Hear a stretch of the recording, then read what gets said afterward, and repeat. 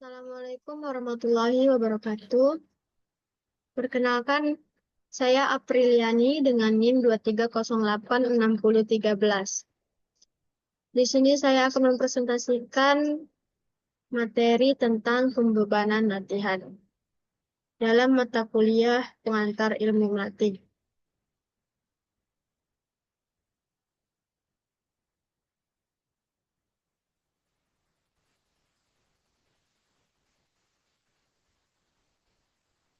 Pengertian pembebanan latihan. Pembebanan latihan adalah konsep dasar dalam dunia olahraga dan kebugaran yang berhubungan dengan cara tubuh menerima dan merespon beban fisik yang diberikan selama latihan. Maksudnya adalah di mana prinsip dalam olahraga dan latihan fisik itu mengacu pada pemberian beban atau intensitas yang lebih tertentu kepada tubuh agar terjadi adaptasi fisiologis, di mana untuk meningkatkan kebugaran, kekuatan, daya tahan, atau keterampilan. Nah, dalam pembebanan latihan ini, tubuh itu harus diberikan stres atau tantangan yang lebih. Biasanya itu untuk dapat berkembang dan beradaptasi. Namun, beban harus diberikan secara bertahap dan sesuai kapasitas tubuh untuk menghindari stres. Selanjutnya ada prinsip pembebanan latihan. Yang pertama itu ada overload. Yang pertama ada overload atau disebut dengan beban lebih. Latihan itu harus memberikan beban yang lebih tinggi dari aktivitas sehari-hari agar tubuh dapat beradaptasi dan berkembang. Contohnya, seorang atlet angkat beban yang biasanya mengangkat 10 kg mulai meningkatkan bebannya menjadi 12 kg agar ototnya itu semakin kuat. Contohnya seperti itu. Yang kedua ada prinsip progresif atau bertahap, di mana maksudnya itu peningkatan beban latihan harus dilakukan secara bertahap agar tubuh atlet itu dapat beradaptasi tanpa mengalami cedera. Contohnya seorang pelari pemula yang awalnya berlari 2 km itu mulai meningkatkan jarak larinya menjadi 3 km setelah beberapa minggu dia latihan. Terus itu ada yang ketiga, prinsip spesifik atau spesifitas. Maksudnya latihan itu harus sesuai dengan tujuan yang ingin dicapai dan melatih bagian tubuh atau keterampilan yang relevan. Contohnya, jika ingin meningkatkan kekuatan kaki untuk sepak bola, latihan seperti squat dan sprint itu lebih efektif dibandingkan latihan angkat beban untuk lengan. Selanjutnya, prinsip yang keempat, prinsip individualitas atau individualisasi. Maksudnya di mana setiap orang memiliki kemampuan fisik yang berbeda, sehingga latihan harus disesuaikan dengan kebutuhan dan kondisi tubuh. Contohnya program latihan untuk seorang atlet. Seorang atlet yang profesional itu akan beda dengan program latihan untuk pemula karena perbedaan atas tingkat kebugarannya. Selanjutnya itu ada prinsip variasi. Prinsip variasi itu maksudnya latihan harus memiliki variasi agar tidak membosankan dan mencegah tubuh beradaptasi secara berlebihan yang dapat menghambat perkembangan.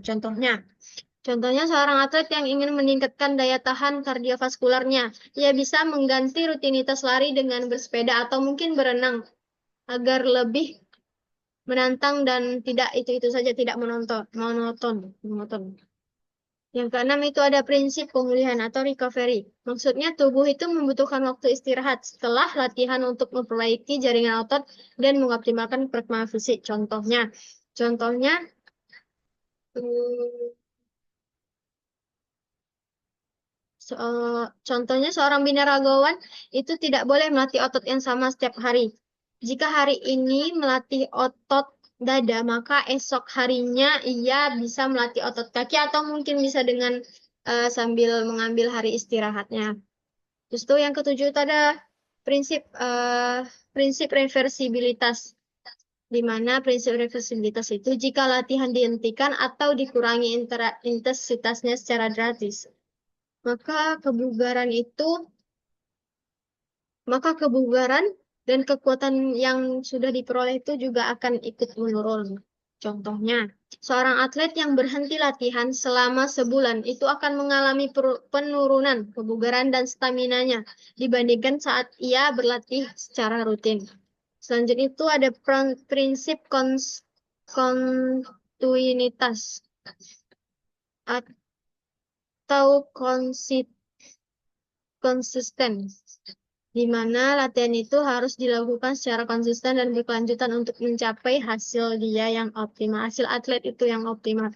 Contoh itu seorang pemain basket yang ingin meningkatkan akurasi tembakannya harus rutin berlatih setiap minggu, bukan hanya pas latihan aja atau bukan hanya kayak sekali-sekali.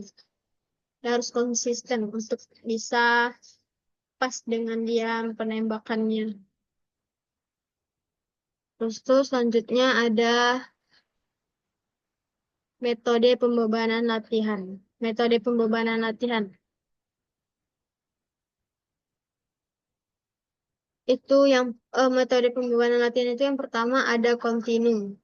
Kontinu itu maksudnya di mana metode ini dilakukan tanpa jeda istirahat dalam waktu yang relatif lama untuk meningkatkan daya tahan kardiovaskular dan ketahanan otot. Contohnya, berlari selama 30 menit tanpa henti dan kecepatan sedang.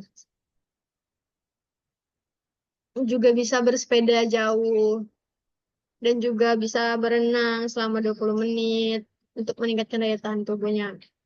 Yang kedua itu ada interval, metode interval.